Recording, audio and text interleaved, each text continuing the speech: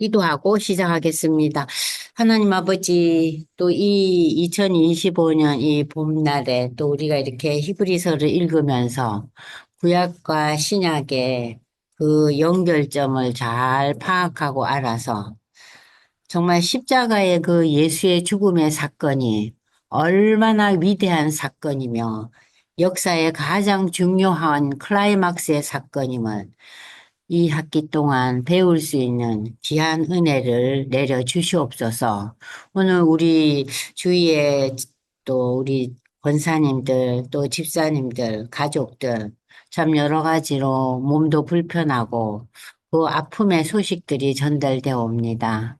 하나님, 우리가 살고 죽는 것도 다 하나님의 은혜 가운데 있음을 우리가 고백하면서 너무 우리가 위축되지 않고 하나님의 나라를 바라보면서 우리의 주위 가족과 친지들이 하나님의 나라로 떠나갈 때 그들이 기쁨으로 주님의 나라로 갈 수 있도록 하나님 함께하여 주시옵소서.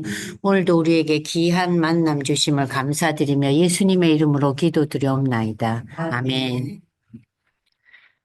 아침부터 참 그런 아픈 그런 소식들이 많이 전달되네요. 자, 지난주에 저희가 이제 히브리서 1장에서 배운 것은 뭐였죠? 히브리서 1장에서 예수님이 누구보다 더 우월한 존재라고요? 천사보다. 왜 천사보다 우월하신 존재라는 것을 히브리서 1장에 시작하면서 천사라는 그 대상과 이렇게 비유를 하면서 얘기를 했냐면은 그 당시에 이 그 유대 사람들이 그 천사에 대한 그 뭔가 이렇게 천사가 영적인 존재잖아요. 눈에 보이지 않잖아요. 물론 특별한 상황에서는 천사가 우리 눈에 보일 수도 있지만 영적인 존재이기 때문에 이들이 마음이 그냥 천사 그러면은 대단한 존재인 거예요. 근데 예수님께서 이 히브리서를 통해서 우리에게 주시는 말씀들을 읽어보면은 우리가 천사보다 더 위대한 존재거든요. 우리는 하나님의 자녀가 되는 존재잖아요. 천사는 자녀는 못 돼요. 네, 천사는 하나님의 심부름꾼이에요. 우리는 하나님의 자녀잖아요. 근데 그 자녀 중에서도 독생자 예수는 어떤 자녀예요? 하나님이신 존재잖아요. 신적인 존재인 거예요. 그러니까 맨 먼저 천사를 이렇게 딱 먼저 이 히브리서 기자가 얘기를 한 거예요. 니네 유대인들이 그렇게 대단히 여기는 영적인 존재 천사는 예수를 경배해야 된다. 그 천사는 예수의 심부름꾼이라는 거예요. 그러면서 이 유대 그리스도인들에게 그냥 아주 강경하게 말씀을 던지고 있잖아요. 그래서 이제 이 히브리서 1장에서 와, 천사보다 대단한 존재인 예수는 그럼 2장에 와서는 무슨 얘기를 하고 있느냐? 이 천사보다 대단한 존재인 하나님의 아들 예수에 대해서 믿음의 성도들은 어떻게 반응해야 될 거냐? 그 반응에 대한 얘기가 나와요. 그래서 2장은 선지자와 천사보다, 그러니까 구약의 그 유명한 선지자들과 천사보다 우월한 예수 그리스도를 주로 고백한 성도들은 구원에 합당한 삶을 살아야 된다. 지금 이 유대 그리스도인들, 특별히 로마에 살고 있던 당시에 유대 그리스도인들이 상당히 위축되고 있잖아요. 로마에 의해서, 유대인들에 의해서. 저들의 신앙이 예수님이 승천하시고 난 뒤에 지금 30년 이상의 세월이 흘러갔잖아요. 그래서 마테마가 누가 복음서가 좀 기록되고 지금 요한복음은 아직 기록 안 된 상태죠. 그래서 이들이 점점 위축당하면서 세상살이가 힘들어지면서 아유 그냥 유대교로 그냥 도로 가지 뭐 우리 조상의 하나님이 그 하나님이지 돌아가려는 움직임이 점점 심각해지니까는 이 히브리서를 기록했다 그랬잖아요. 그래서 이 2장에서는 그 어떻게 하면 구원받은 성도들이 제대로 하나님의 자녀답게 사느냐. 당시 초대교회 일부 성도들은 예수의 성육신 사건을 놓고 육신의 몸을 입고 세상에 오신 이 예수님이 영적인 존재인 천사보다 낫지 않는가? 육신에 대한 거, 육신의 옷을 입고 왔기 때문에. 그러나 이 본문에서는 그리스도의 성육신은 하나님의 인류 구원을 위한 하나님의 뜻하심과 계획하심을 성취하기 위한 낮아지심이라는 거예요. 예수님의 그 성육신 사건은. 그러니까 이 성육신의 사건은요, 엄청나게 신비한 사건이죠. 우리가 하나님을 본 자는 없다 그랬죠.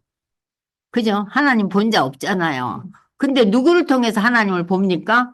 예수를 통해서 보는 거예요. 그래서 예수를 가리켜서 하나님의 계시자라 그러는 거예요. 하나님의 계시자.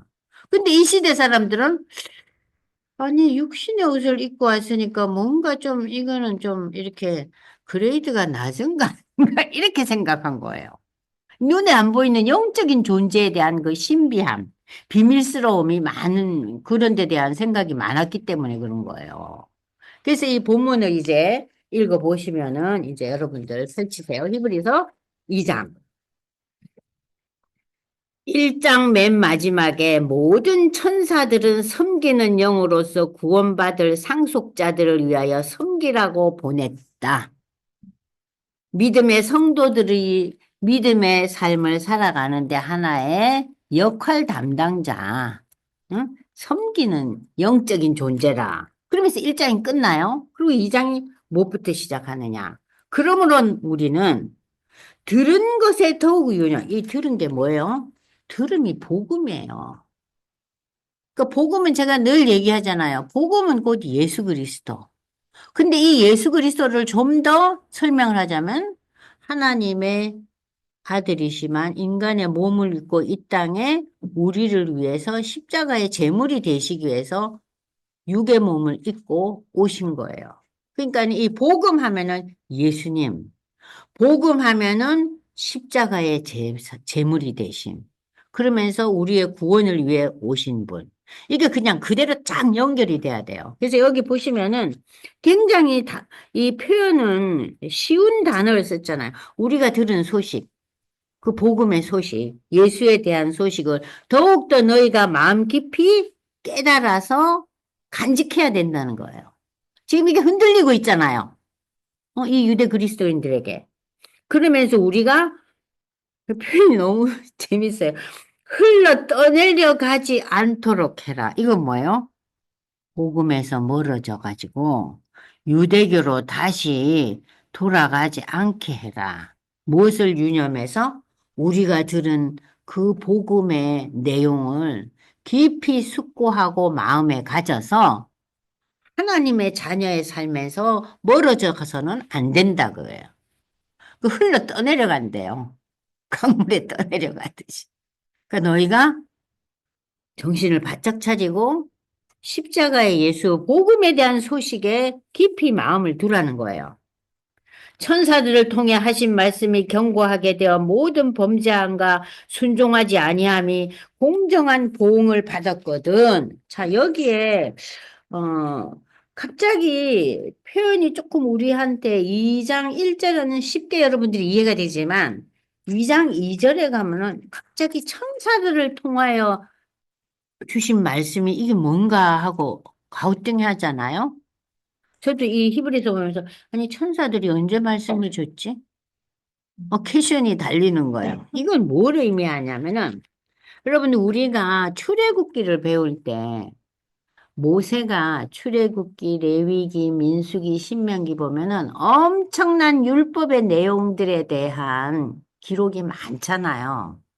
그러면은 그 내용들을 물론 모세가 하나님의 임재를 만나기도 하고 경험을 했지만 그 수많은 내용들, 율법의 내용이 계속 나오잖아요. 그냥 십계명만 나오지 않잖아요. 그 내용을 천사들이 모세에게 전달했단 얘기예요. 지금 이 내용이. 무슨 얘기인지 아시겠어요? 그러니까는 하나님이 맨날 며칠 모세에게 모세야 이 법은 이런 거고 저 법은 이런 거고 이렇게 설명을 하신 게 아니라 천사들을 통해서 모세에게 말씀을 전달해서 모세가 그것을 기록한 것이 모세오경이에요. 그래서 여기 천사가 나오는 거예요. 그러니까는 이 천사의 존재는 뭡니까? 전달자예요. 그러니까 모세에게 그 율법의 내용을 다 전달한 거예요. 누가? 천사가. 그러니까 천사가 예수님이 오실 때 가브리엘 천사가 나타나잖아요. 그죠? 나타나잖아요. 그 천사는 예수에 대한 소식을 나타냈을 뿐만 아니라 이 출애굽 시대에는 모세에게 하나님의 율법의 내용을 전달한 존재예요. 지금 이 얘기를 하고 있는 거예요. 2장 2절에서. 아시겠죠? 천사가 전한 게 뭔가? 여러분들 이 히브리서 2장 2절 보면서 천사를 통해서 하신 말씀 안윤수 권사님 어떻게 생각했어요? 패션이잖아요. 그냥 이 무슨 소린가? 그냥 넘어가요. 이게 구약의 율법의 그 얼마나 방대한 내용이 나와요, 우리가. 출애굽기, 레위기도 엄청난 내용이죠. 민수기, 신명기에 보면은 그 율법에 대한 그 설명들이 쫙 나오잖아요. 그 내용들. 누가 전달자예요? 천사. 천사가 중요한 역할을 하죠. 그래서 말씀이 경고하게 되어 모든 범죄함과 순종하지 아니함이 공정한 보응을 받았거든. 그래서 이 말씀을 바탕으로 해서 그 출애굽할 때 이 이스라엘 백성들이 수많은 죄악을 저지르잖아요. 그잖아요. 제일 첫 번째 죄악이 뭐였어요? 저들이 나오자마자 모세가 말씀 받으러 간새 뭐해요? 애굽의 금송아지를 그 수많은 이적을 체험한 사람들이 그러니까 출애굽기를 읽으면 아니 인간이 이렇게도 야 이거는 무슨 정말 IQ가 두 자리도 안 된다 한 자리다 싶어요 어떨 때는 그들이 엄청난 경험을 했잖아요 바로 왕을 통해서 그 하나님 바로를 왜 보냈어요? 이스라엘에게 엄청난 기적과 하나님의 역사를 일깨워 주시잖아요. 근데 그거 다 까먹잖아요. 그리고 뭘 만들어요? 애굽의 신을 만들어요. 그 이후에도 계속 되잖아요. 우리 애굽에서 먹던 부추가 먹고 싶다, 파가 먹고 싶다 그러면서 또 징징거리잖아요. 그리고 왜 레위 자손 그들만 저렇게 섬기고 우리는 뭐냐? 그리고 또 덤벼들잖아요. 끊임없이 반복돼요. 그래서 저들이 일주일이나 열흘 만에 갈 거리를 몇 년 동안 방황하면서 들어가요? 40년을 들어. 40년을 광야 생활하잖아요. 그리고 모든 광야에서 20세 이상의 사람들은 다 죽죠. 그 성경은 그걸 죽는다고 표현 안 하고 엎드려져. 광야에 다 엎드려졌다 그랬어요. 그러니까 여기서 하나님이 그 불순종한 데 대한 하나님의 그 보응이 나오잖아요. 그러니까 성경은 하나님의 그 인간으로서는 측정할 수 없는 사랑의 하나님이지만 하나님은 또 어떤 하나님의 공의의 하나님. 그 역사 속에 계속 나오잖아요. 공의의 하나님. 그러니까 십자가를 보면은 하나님의 사랑이지만 왜 십자가까지 매달려서 돌아가셨느냐? 하나님의 공의를 이루기 위해서. 그 십자가를 통해서 우리는 뭘 배웁니까? 하나님의 사랑과 하나님의 공의예요. 공의잖아요. 죄를 물으시잖아요. 죄에 대한 대가잖아요. 그러나 죄에 대한 대가로 십자가에 돌아가시게 하지만 그 모든 것을 계획하시고 준비하신 건 뭐예요? 하나님의 사랑인 거예요. 그러니까 이러한 내용들이 히브리서에 다 이렇게 묻혀 있어요. 그래서 공정한 보응을 그들이 받았거든. 우리가 이같이 큰 구원을 등한히 여기면 여기서 큰 구원이라는 얘기가 나와요. 성경에서 구원에 대해서 이렇게 큰 구원이라는 이 단어를 보면은 참, 야, 이 표현이 참 독특하다 싶잖아요. 여기 보세요. 큰 구원이란 하나님의 구원 역사. 하나님이 아들이 성육신 하셔서 인류를 제사함받게 하는 대속의 십자가 죽음을 통한 이 구원을 히브리서 기자는 그냥 구원이라고 얘기 안 해요. 큰 구원. 지금까지 이 성경에서 구원을 큰 구원이라고 표현한 적이 없어요. 그러니까 야, 우리가 받은 구원이 그냥 구원이 아니구나. 이거는 굉장한 거구나. 그 얘기예요. 큰 구원. 응? 그래서 구원의 그 진리, 십자가의 그 예수의 대속의 죽음이 인류를 위한 죽음이요. 그것이 구체적으로 나를 위한 죽음이요. 그리고 그 십자가의 죽음을 통한 이 구원의 방법 외에는 인간은 구원받을 수 없다는 이 진리를 믿음으로 받아들일 때 우리가 어떻게 돼요? 하나님의 자녀가 되는 성도가 된다는 거니까. 그러니까 우리가 이 구원, 이 놀라운 구원에 대해서 우리가 위험하고 노력해 나가야 된다. 이것을 이제 로마서는 성화의 과정이라 그러잖아요. 성화의 과정. 근데 이 성화의 과정에서 우리가 때로는 많이 좀 힘들잖아요. 제대로 못하니까. 근데 이 제대로 못함에 대해서도 우리가 너무 염려하고 어 그야말로 내가 이 예수를 믿는다면서도 왜 이 정도밖에 안 되고 이 모양일까 하는 마음이 많이들 들잖아요. 그렇지만 그 마음도 그러나 성령의 인도함을 내가 받고 있는데 내 인도함을 받으면 성화가 안 되죠. 어떻게 성화가 되겠어요? 내 욕심과 내 노력과 내 생각과 내 가치관에 의해서 살라 그러잖아요. 그러나 우리에게 여러분 로마서 8장에 나오잖아요. 성령께서 말할 수 없는 탄식으로 우리를 격려하시고 부추겨서서 성화의 과정을 나가게 해요. 그러나 이를 소홀히 여기고 하나님의 구원 역사를 잊고 성령의 역사를 외면하면 무엇이 온다고요? 하나님의 공의로운 심판, 공정한 보응이 온다는 거예요. 우리는 그것을 역사를 통해서 배웠잖아요, 지금. 유대 백성들의 그 역사. 하나님의 택한 백성들에게 아니 다른 이방 민족보다도 더 큰 고난과 어려움을 더 많이 겪게 했잖아요.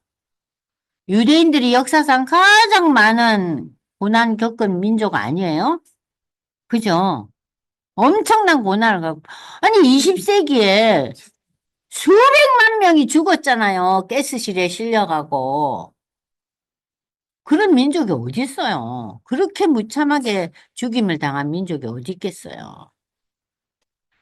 그러니까 때로는, 하나님의 택함 받은 자녀라는 것이 큰 은혜지만, 그러나 뒤집어 보면은 은혜를 받았기에 우리가 그 은혜에 화답하지 못할 때 우리에게 주어지는 여러 가지 그 공의로운 하나님의 채찍도 일반 사람보다 더 많겠어요? 적겠어요?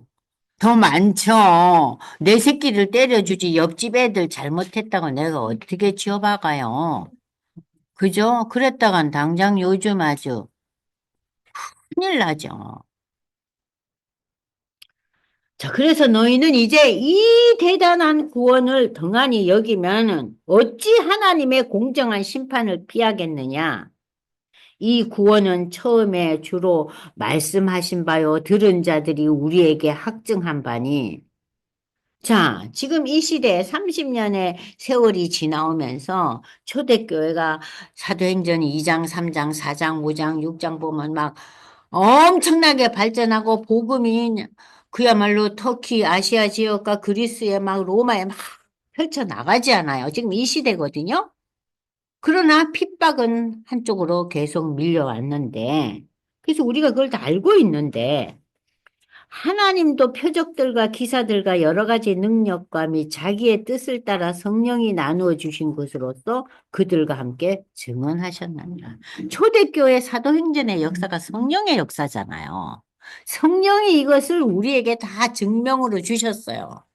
그래서 성도들이 좀 이렇게 좀 나약해지고 마음이 좀 이렇게 흐트러질 때 사도행전을 읽으셔야 돼요. 사도행전을 읽으면은 이 시대에 이 엄청난 박해 속에서 어떻게 이 사람들이 이 예수를 믿고 살았을까? 그 성령의 역사, 사도행전이 성령행전이잖아요. 지금 그 얘기하고 있는 거예요.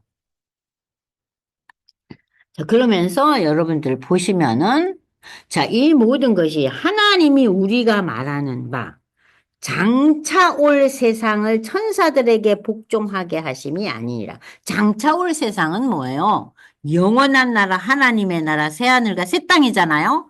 그러면 이 장차 올 나라는 천사를 위해서 만들어진 나라가 아니잖아요. 그잖아요? 천사는 이 놀라운 소식을 전달하고 전해주는 역할이지, 이 천국에 대해서 그 천국을 누리고 사는 자들은 누구예요? 하나님의 자녀들이잖아요. 그게 지금 그 얘기하는 거예요. 장차 올 세상, 영원한 나라 하나님의 나라를 천사들에게 복종하게 하심이 아니니라. 너희가 그 나라를 바라보고 이 땅에서 살면서도 이 땅의 법과 질서를 지키지만 그 이 땅의 모든 가치관에 너희가 사로잡힘을 당하지 않고 영원한 하나님의 나라를 바라보면서 살으라는 거예요. 근데 지금 우리가 매일매일 살 때 우리의 기준과 우리의 관심과 우리의 인생의 초점이 방문에 건 사람 어디에 잡혀 있어요? 이 땅에 사로잡혀 있잖아요. 지금 그 얘기하는 거예요.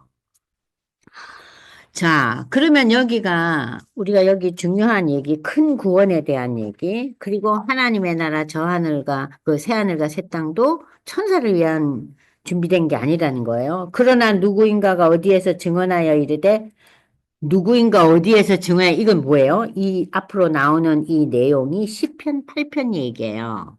그러면 지금 이 히브리서 기자는 이 6절의 내용, 이 6절, 7절, 8절이 지금 시편 8편을 지금 인용하면서 설명하고 있는데 그 내용이 뭐냐면 사람이 무엇이기에 주께서 그를 생각하시며 인자가 무엇이기에 주께서 그를 돌보시나이까. 그를 잠시 동안 천사보다 못하게 하시며 영광과 존귀로 간을 씌우시며 만물을 그 발 아래 복종하게 하셨느니라. 그러면 이 시편 8편은 제왕시예요. 메시아시예요. 그러니까 이제 앞으로 오실 그 존재가 어떤 존재라는 거예요? 비록 잠시 동안은 천사보다 못한 존재다. 그러니까 육신의 옷을 입고 온다는 거 아니에요. 영적인 존재가 아니라. 안건사님 이해되시죠? 네. 네. 육신의 옷을 입고 오고 천사보다 못하지만 그 존재에 하나님께서 영광과 존귀로 관을 씌우신다. 이 영광과 존귀로 관을 씌우신다는 것은 뭐예요? 왕이라는 존재예요. 왕이라는 존재예요. 응? 그리고 만물을 그 발 아래 복종하게 하셨다 하는 것은 뭐예요? 만물의 통치자라는 거예요. 여러분, 세상의 왕은 그 나라를 다스리지만, 자기 나라를 다스리지만, 세상의 왕은 만물을 못 다스리죠.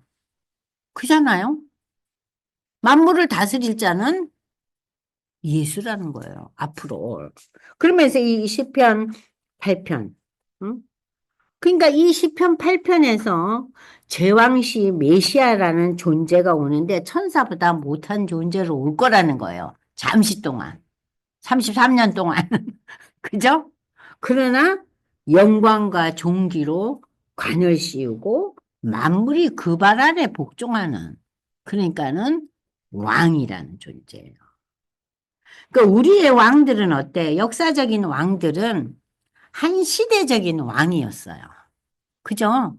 그리고 자기가 다스리는 것도 제한되어 있었잖아요. 그잖아요. 세계의 그 영웅들이 기껏해야 10년, 20년, 30년. 알렉산더는 몇 년 다스리지도 못하고 30 초반에 젊은 나이에 떠났잖아요. 예? 다 떠나버려요. 다 떠났어요. 저는 그 중국 영화 중에서 징기스칸을 참 재밌게 봤어요. 굉장히 긴 영화거든요.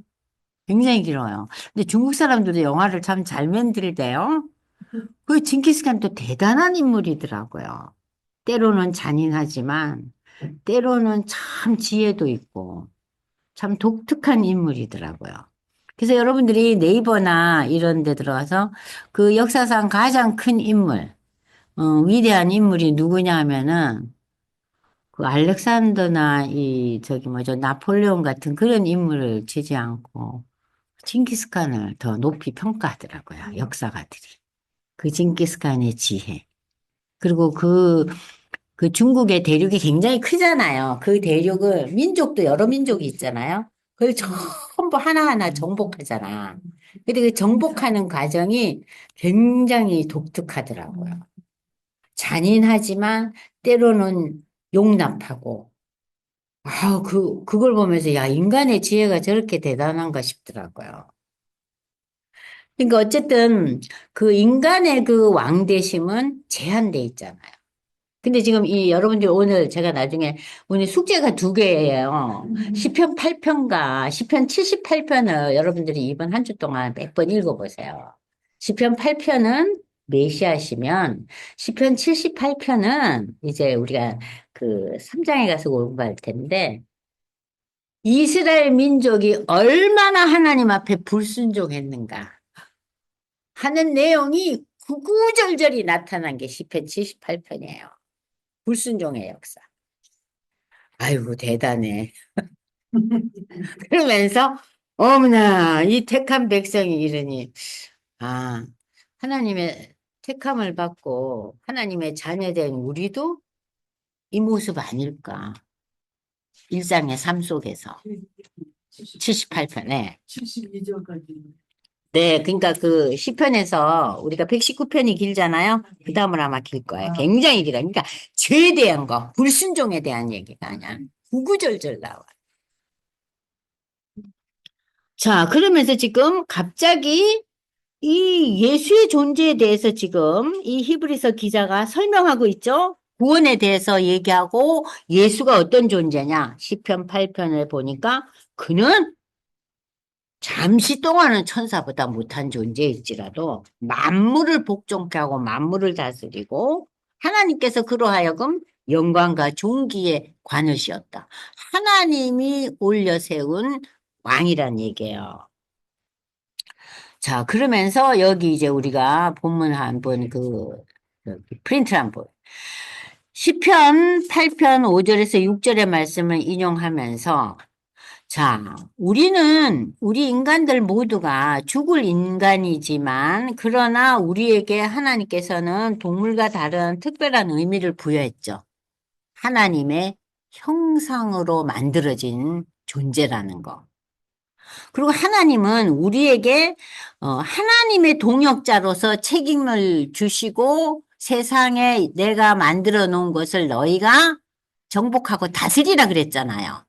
형상을 주시고 내가 만든 거 잘 다스려라. 잘 다스려라 그랬잖아요. 그죠? 그런데 뭐가 부족해서 그 선악과를 따먹었는지 모든 거 다 줬고 그것만 남겨놨는데 그 남겨놓은 그거를 덥서덕 물은 거예요. 그러니까 인간이요 때로는 굉장히 나약하기도 하고 지혜롭지 못한 미련한 존재들이에요. 그잖아요. 다 다스리고 너희가 정복하고 다 잘 지내라고. 그거 하나만 내비도 그거는 내 영역이야. 선과 악을 다스리는 것은 내가 결정하고 내가 심판하고 내가 판단하시겠다는 거예요. 너희는 내려놓으라는 거예요. 근데 그거를 못 참잖아요. 그죠? 그래서 저는 막 그냥 번씩 속이 터지고 막 성질을 부릴 때 그런 생각이 들어요.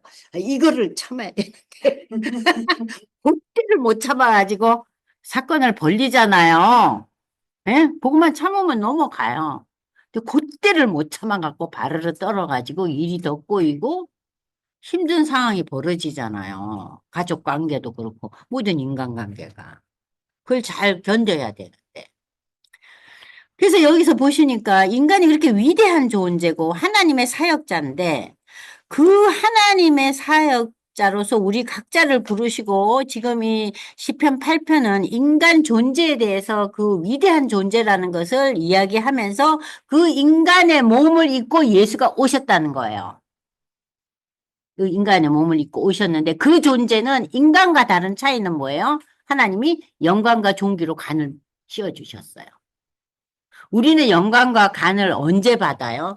우리가 예수 신앙 고백할 때 하나님의 자녀 될 때 우리는 그 영광과 존귀의 간을 받으면서 하나님의 나라를 바라보는 자녀가 되는 거예요.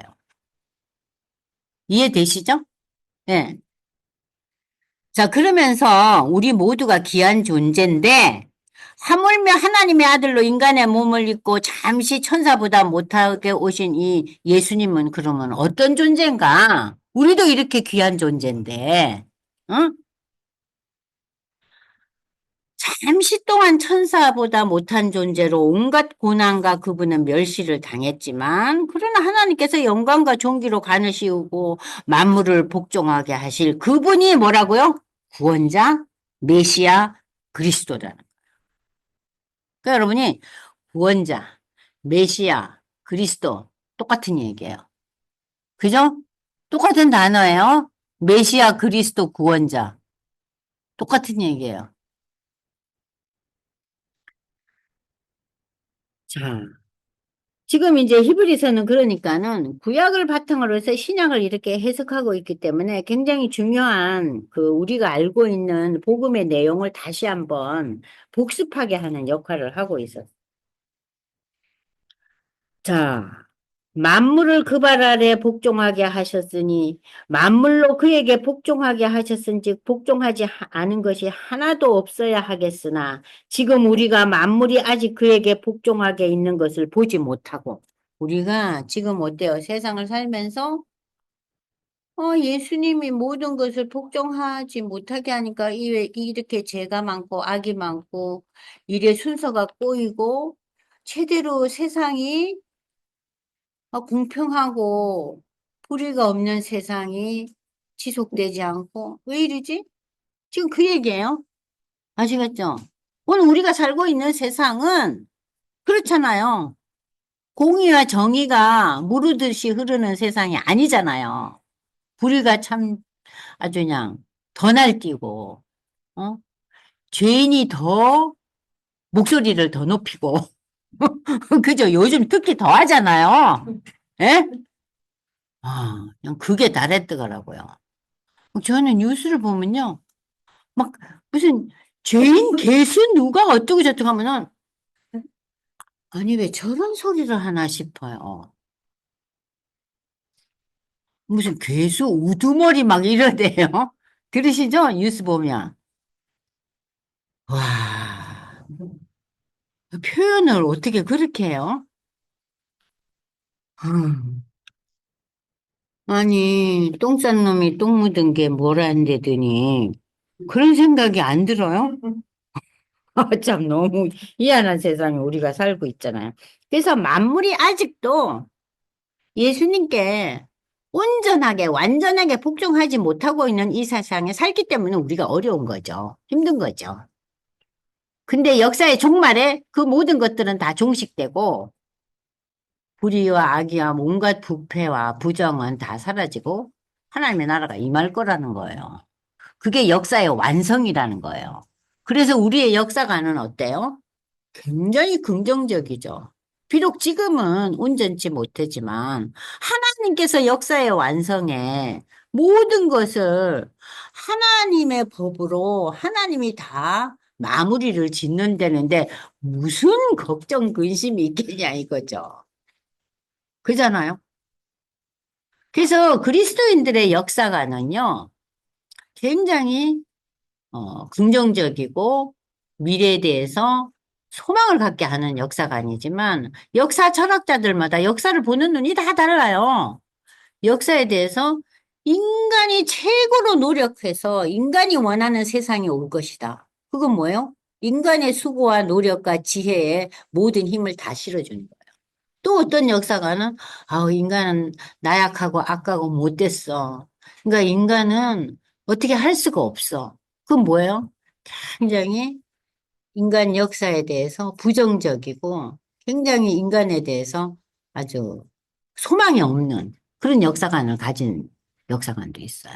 그냥 기독교의 역사관은 어때요? 완성되고 모든 것이 하나님의 창조 당시로 돌아가는 것이 기독교 역사관의 그 종말이에요. 창조 당시로 돌아간다는 건 뭐예요? 하나님이 보시기에 좋았더라. 그리고 돌아가는 거예요. 우리 이제 그 좋았더라 하는 그 역사의 마지막을 향해서 우리가 바라보고 살아가는 거예요. 그렇기 때문에 우리가 조금, 일이 꼬이고 힘들어도 잘 견뎌야죠. 근데 잊어버리죠. 자, 다시 보겠습니다. 자, 그러니까 오직 우리가 천사들보다 잠시 동안 못하게 하심을 입은 자, 곧 죽음의 고난 받으심으로 말미암아 영광과 존귀로 간을 쓰신 예수를 보니 지금 제가 설명한 게 다 한마디로 나오죠? 이를 행하심은 하나님의 은혜로 말미암아 모든 사람을 위하여 죽음을 맛보려 하십니다. 그러니까 구원은 뭐예요? 전 인류를 위해서 이 구원의 문이 열려져 있어요. 그런데 그것을 내가 그 십자가의 구원의 방법을 내가 받아들이면 그것이 하나님의 은혜라는 거죠. 내가 수고하고 내가 노력하고 내가 애쓴 게 아니잖아요. 거기에서 하나님의 은혜가 나온. 하나님의 은혜로 말미암아 모든 사람을 위하여 누가? 예수가 십자가의 죽음을 맛보려 하십니다. 그러므로 만물이 그를 위하고 또한 그로 말미암으니가 많은 이들이 이끌어 영광에 들어가게 하시니 그들의 구원의 뭐라고요? 창시자라. 구원의 창시자예요. 구원자라는 소리예요. 그러니까는 이 히브리서는 구원의 개념에 대해서 굉장히 의미를 더 확실하게 아까 구원을 큰 구원이라고 표현했죠. 예수님이 구원자고 그리스도고 메시아인데 이 예수님에 대해서 구원의 창시자라 그랬어요. 아주 독특한 표현 아니에요? 구원을 만드신 자다. 우리를 구원시키는 만드신 자다. 그 구원자라는 의미를 굉장히 아주 더 면밀하게 표현하고 있잖아요. 구원의 창시자를 고난을 통하여, 십자가의 고난을 통하여 온전하게 하심이 합당하도다. 그래서 십자가를 제가 아까 뭐라 그랬어요? 하나님의 사랑과 하나님의 공의의 결정체잖아요. 그죠?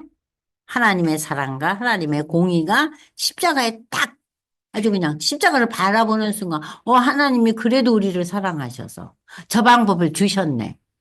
근데 왜 그 방법을, 그 수치스럽고 고통의 방법을 왜 주셨는가? 그건 하나님의 공이다. 심판이라는 거예요. 그러니까 그 방법이 뭐예요? 합당하다. 바르다. 지당하다는 거예요. 근데 십자가의 그 죽음을 고린도전서 1장 보면 바울이 뭐라 그래요? 유대인들에게는 껄이 끼는 것이요. 이방인들은 미련하다 그랬어요. 십자가가 미련한 거죠. 유대인들은 아유 문짓이야 나무에 매달린 자는 그 저주받은 자인데, 응? 저주받은 죽음인데 거룩하게 하시는 이와 거룩하게 함을 입은 자들이 다 한 근원에서 났다 그래요. 거룩하게 하시는 이는 누구예요? 예수님이 우리를 위해서 돌아가신 우리를 거룩이라는 단어는 구원과 연결되죠? 우리가 구원받았다는 것은 우리가 하나님의 자녀가 되었다는 것은 하나님의 공의를 이루면서 우리가 거룩한 존재가 됐다는 거예요. 그래서 이 거룩하게 만드는 이 하나님, 예수님과 거룩하게 함을 입은 그리스도인. 우리가 거룩하게 함을 입었잖아요. 그죠? 왕수자 권사님, 우리가 거룩함을 입었잖아요. 그래서 우리가 죄인에서 의인이 됐잖아요. 그죠? 다 한 근원에서 났다는 것은 하나님의 형상으로 빚어졌다는 거예요. 그래서 하나님의 형상으로 빚어졌기 때문에 형제라 부르시기를 예수님이 부끄러워하지 아니하셨대요. 너무나 황송하신 말씀이에요. 예수님은 우리를 보고요, 형제래요. 우리 아주 그냥 공부를 잘 가르치는 내가 참 좋아하는 선생님이 아유, 예수 안에서 니랑 나랑은 응? 한 형제 자매야. 그런다고 그 나이 많으신 귀한 선생님을 보고 자매님 그러면 어불성설이죠. 그 표현은 상대방이 우리에게 할 뿐이에요. 우리가 그 표현을 할 수는 없는 거예요. 안명수 권사님 이해되시죠? 그죠? 근데 지금 예수님 우리를 한 형제라 그랬어요. 한 형제. 그렇다고 우리가 예수는 우리 오빠야. 예수는 우리 형님이요. 무슨, 뭐예요. 무슨, 어디서 그런 얘기 제가 얼핏 들은 것 같아요. 굉장히 황송한, 정말 말도 안 되는 표현이에요. 예수님이 우리를 보고 한 형제라고 부르실 수는 있어요. 그잖아요? 왜냐면 우리가 하나님의 자녀가 됐으니까. 지금 이거 그 얘기예요. 자, 거룩하게 하시는 이와 거룩하게 함을 입은 자들이 다 한 분은 하나님의 이미지로 만들어진 존재인데, 그러므로 예수님은 우리를 형제라 부르시기를 부끄러워하지 아니하시고, 이르시되 내가 주의 이름을 내 형제들에게 선포하고 내가 주를 교회 중에서 찬송하리라 하셨으면, 이게 시편 22편에 나오는데, 내가 그를 의지하리라. 그러니까 이 모든 예수에 대한 이 내용들이 어디에 나와요? 구약에 다 나오고 있는 거예요. 그래서 우리가 여기 보시면은 지금 프린트 9페이지 보시면은 거룩하게 하시는 이는 예수님을, 거룩함을 입은 자는 구원받은 성도를 가리키는데, 이렇게 한 근원에서 난 자라는 이 표현은 우리 모두가 하나님의 형상으로 빚어진 하나님의 자녀라는 의미에서 이렇게 표현을 하고 있는 거예요. 그래서 예수를 구주로 영접한 제사함 받은 성도들은 하나님의 자녀에게 예수님은 성도로들을 형제라 부르는 것을 아무렇지도 않게 부끄러워 안 했지만, 예수님은 우리를 형제들이라고 부르시죠. 우리가 예수님을 형제라고 부를 수는 없는 거예요. 그죠? 오빠, 예수님을 왜 형님 그렇게 부를 수 없다는 거예요. 신약에서 제자들은 예수님을 언제나 뭐라고 불렀어요? 주님이라고 그랬어요. 주님이라고 그랬어요. My Lord 그랬어요. 나의 주인님이라 그랬어요. 예수님은 하나님이시고 우리는 그분이 지으신 창조물이기 때문에 하나님의 자녀라는 관점에서 예수님이 우리를 형제라고 불렀다고 해서 우리가 그렇게 부를 수는 없다. 그 얘기예요. 이해되셨죠? 예? 불경스럽게 부르시면 안 돼요. 그래서 여러분 마태복음 12장 50절을 한번 찾아보세요. 마태복음 12장 50절. 자, 읽어보겠습니다. 마태복음 12장 50절. 시작. 누구든지 하늘에 계신 내 아버지의 뜻대로 하는 자가 내 형제요, 자매요, 어머니니라 하시더라. 이 예수님의 말씀이에요. 예수님 우리 그렇게 형제, 자매라고 부르셨어요. 그러나 그 시대에 제자들은 예수님을 주님이라고 불렀어요. 그럼 우리는 예수님을 함부로 부를 수는 없다는 얘기겠죠? 자, 그 다음에 이제 넘어갑니다. 그만큼 예수님이 우리를 격상시켜서 하나님 자녀로 부르셨다는 의미겠죠?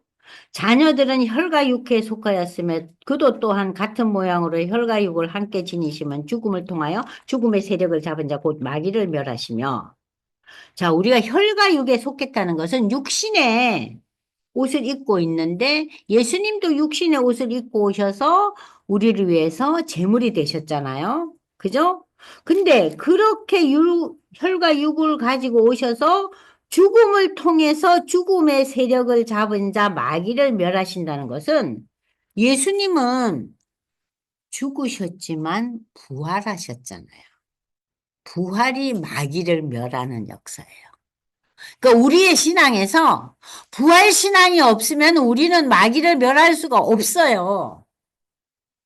예수님 나를 위해 돌아가셨어. 나 예수 믿어요. 부활의 예수? 다시 오실 재림의 예수? 부활절에나 생각하는 거예요. 그 사실은요, 우리가 성탄절에만 너무 우리가 마음이 빼앗겨 있어요. 예수가 오셨어, 우리를 위해서. 근데 우리의 신앙이 부활과 연결이 돼야지 우리의 신앙이 마귀를 잡는 신앙이에요. 그리고 예수의 재림을 바라볼 수 있는 믿음이 있어야지 우리의 신앙이 소망과 미래를 내다보는 신앙이 될 수 있는. 그잖아요. 부활신앙과 졸록말신앙, 재림신앙이 없으면은요, 우리의 신앙은 뭐예요? 끈 떨어진 연이에요. 연이 날라는 가요, 날라는. 끈이 떨어지면 어떻게 돼요? 언제 추락할지, 뭐, 어떻게 될지 모르는 거예요. 그래서 우리 믿음의 성도들이 예수님이 오신 성탄절과 부활절과 예수의 다시 오신 이 세 가지 신앙을 동시에 잡고 있어야 돼요, 동시에. 아시겠어요? 지금 그 얘기 하는 거예요. 이게 마귀를 우리가 누른다는 거예요. 그러니까 세상 신을 멸할 수 있다는 거예요. 마귀가요, 이상하게 뿔 달린 게 아니잖아요. 세상의 힘을 마귀로 표현하고 있는 거예요. 그러니까 세상의 힘에 눌리지 않죠. 또 죽기를 무서워함으로 한평생 매여 종로로 타며 모든 자들을 놓아주려는. 그리고 이 인간들이 세상의 신에 우리가 굉장히 두려움이 많고 거기에 우왕좌왕도 때로 하지만 때로는 인간들이 가장 나약한 영역이 어디예요? 죽음이에요. 죽는다 하면 다 벌벌 떠는 거예요. 그 제가 얘기했잖아요. 우리 남편 쓰러지고 막 너무 두려워해서. 아, 죽으면 어때? 내가 그랬어요. 죽는 게 좀 섭섭하지만 죽으면 하나님의 나라를 가는데 뭐가 그렇게 두려워가지고 벌벌 떠냐고. 그제 친구한테 되게 혼났잖아요. 그 얘기하고. 우리 딸한테도 혼나고. 응? 근데 그 표현이 너무 좀 지나친 면은 있지만 그런 마음이 우리 바탕에 있어야 돼요. 서운함은 있지만 거기에 우리가 매달려서는 안 되잖아요. 안권사님 어떻게 생각하세요? 그잖아요? 우리가 사망 권세에 매달릴 수 없잖아요. 예수님이 부활하시고 승천하시고 재림하시는 그 모든 역사를 보면서 우리가 사망의 권세에 우리는 노임을 받은 존재들이잖아요. 그런 의미에서 우리는 죽음을 두려워할 수가 없죠. 두려운 게 아니죠. 우리는 제가 지난 시간에 얘기했잖아요. 지난번에. 하나님 나라로 이사를 가는 건데 무슨 죽음이에요. 그죠? 자, 근데 사람들은 어때요? 죽기를 제일 무서워해요. 죽음을 제일 두려워해요. 그러니까 인간은 죄와 죽음에서 해방되고 구원받는 길이 뭐예요? 십자가의 예수예요. 인간이 죄와 죽음 때문에 이렇게 고통받는 거예요. 그 해결점을 못 찾아가지고. 근데 그 해결고리를 우리가 찾았잖아요. 그럼에도 이 세상의 신 마귀의 휘둘림 때문에 우리가 일상이 어려워요. 두려워하고. 그잖아요. 가치관이 흔들리고. 응? 그래서 죽기를 무서워함으로 한평생 매어 종로로 타는 모든 자들을 죄의 종에서 우리를 예수의 십자가의 그 희생 제사를 믿음으로 고백하는 자는 죄의 종에서 뭐의 종이 돼요? 의의 종, 의인이 되잖아요. 이는 확실히 천사들을 붙들어 주려 하심이 아니요. 이 모든 구원의 역사는 천사하고 연결된 일이 아니라는 거예요. 오직 아브라함의 조선, 하나님의 자녀를 붙들어 주려 하는. 아브라함의 자손은 하나님의 자녀예요. 그러므로 범사의 형제들과 같이 되심이 마땅하도다. 이는 하나님의 일에 자비하고 신실한 대제사장이 되어 백성의 죄를 속량하려 하심이라. 누가? 예수께서. 그는 시험을 받아 고난을 당하셨은즉 시험 받는 자들을 능히 도우실 수 있느니라. 예수의 그 순환과 고난, 이 시험을 보면서 우리는 예수님은 그 시험을 다 진행하시면서 우리의 구원을 완성하시고 부활하시고 승천하시고 재림하실 존재인데, 어? 그러니까 그 예수님께 우리가 도움을 구해야겠네? 그 얘기예요. 우리의 도움은 어디서 온다? 천지 만물을 지으신 하나님과 그 하나님의 아들 예수 그리스도를 통해서 도움이 온다 이 얘기예요. 그러니까 지금 이 2장에서는요. 천사보다 나은 존재인 이 예수는 우리가 기댈 존재라는 거예요. 우리가 신뢰해야 될 존재라는 거예요. 근데 우리가 세상의 신에 붙들려가지고 우왕좌왕 왔다 갔다 마음이 힘들고 그래도 아유 이러면 안 되지 또 마음을 잡아야지 성경을 읽어야지 왔다 갔다 하는 거예요.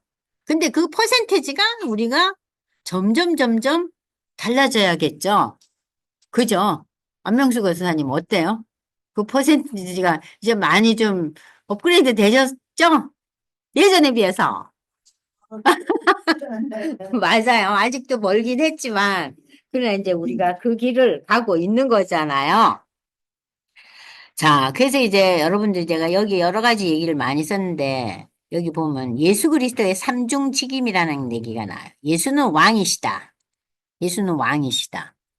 응? 예수는 선지자다. 응? 예수는 대제사장인데 레위 가문에서 온 제사장이 아니잖아요.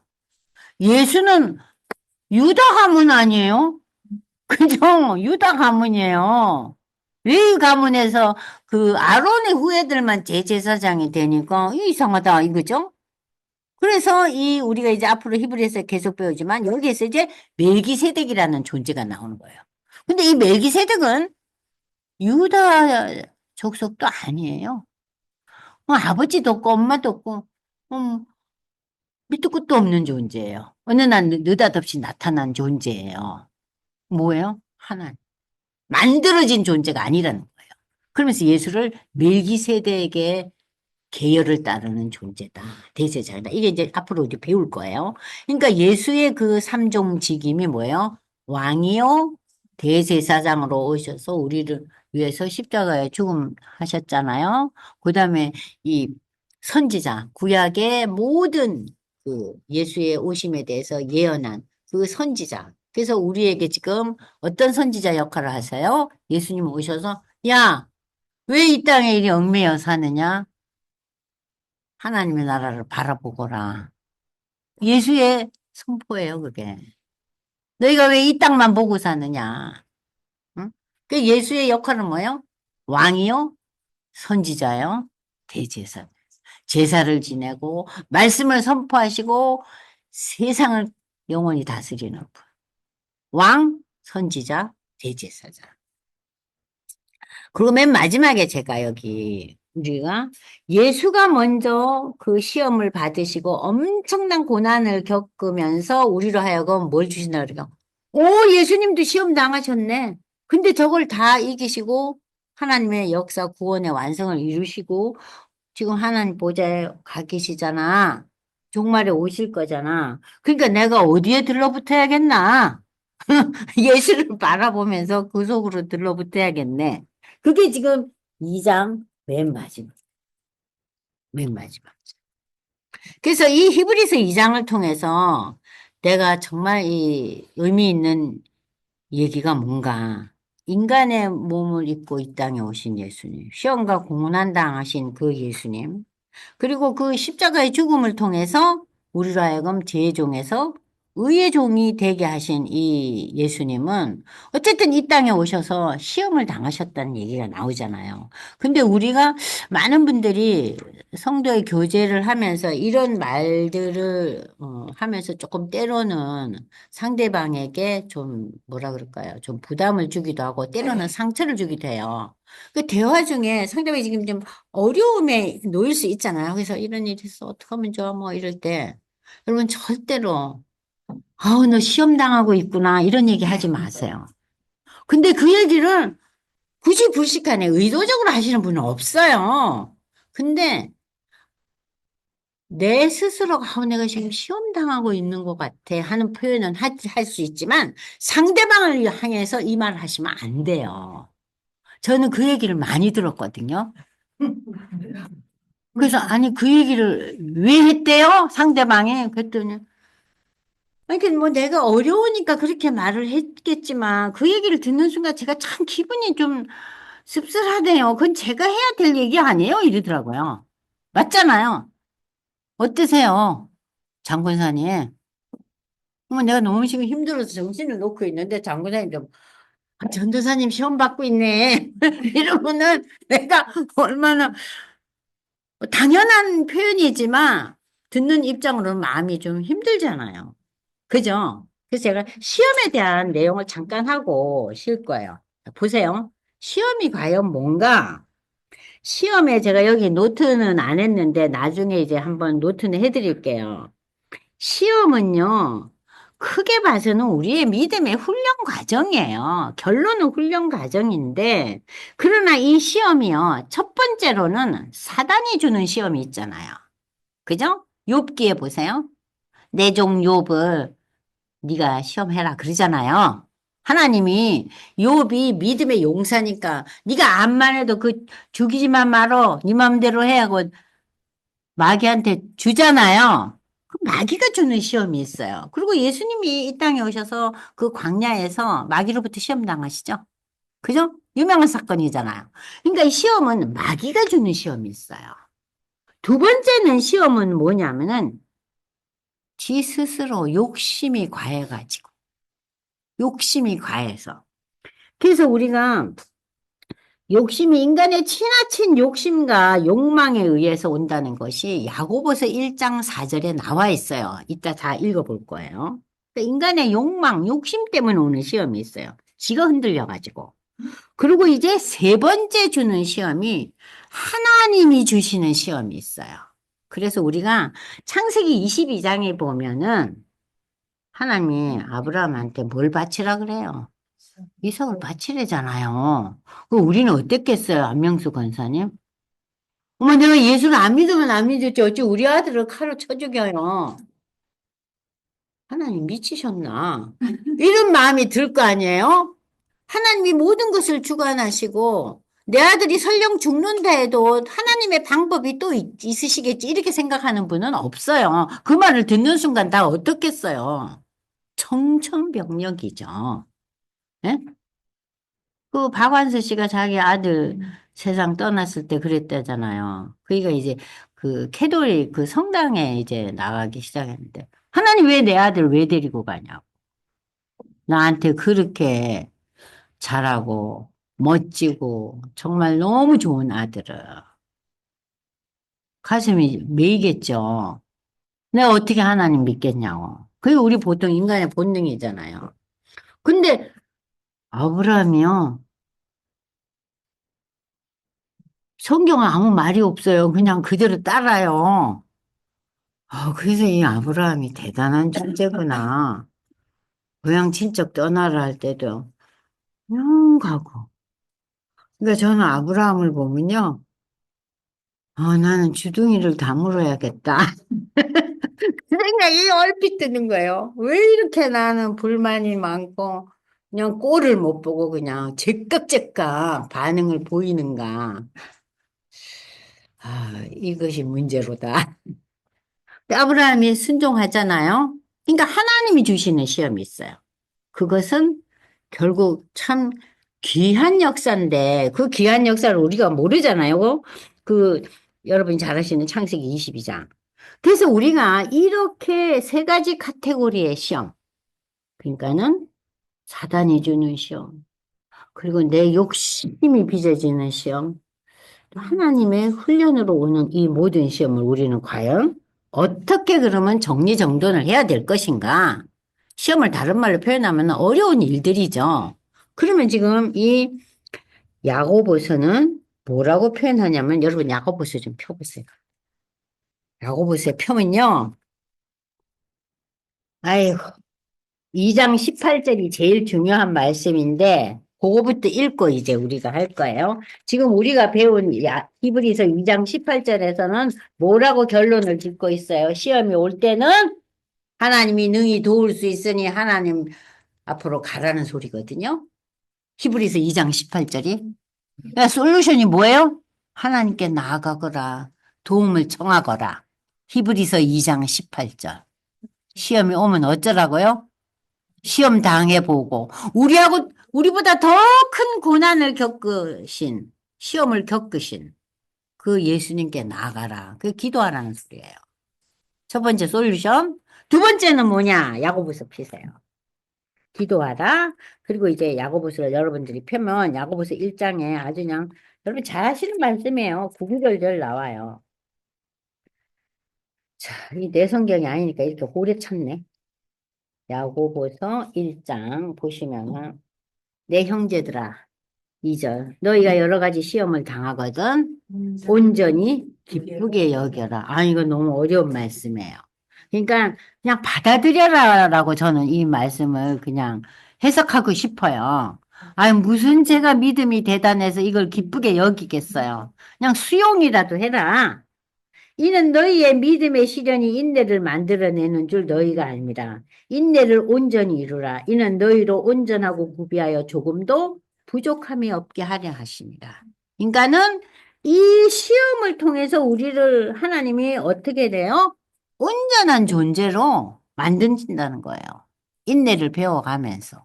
온전한 존재로 성화되어 가는 삶을 살게 한다는 그 얘기겠죠. 그죠? 자, 그러면은, 자, 시험을 수용해라. 두 번째 시험을, 기쁘게는 저는 못합니다, 하나님. 그만 수용을 하겠습니다. 수용을 하고, 그 다음에 어때요? 잘 견뎌내서 하나님의 훈련 학교를 잘 졸업하라는 거예요. 잘 졸업하라는 거예요. 이 사절에서 인내를 온전히 이루어가지고 너희의 삶이 온전하고 구비하여 조금도 부족함이 없도록 하거라.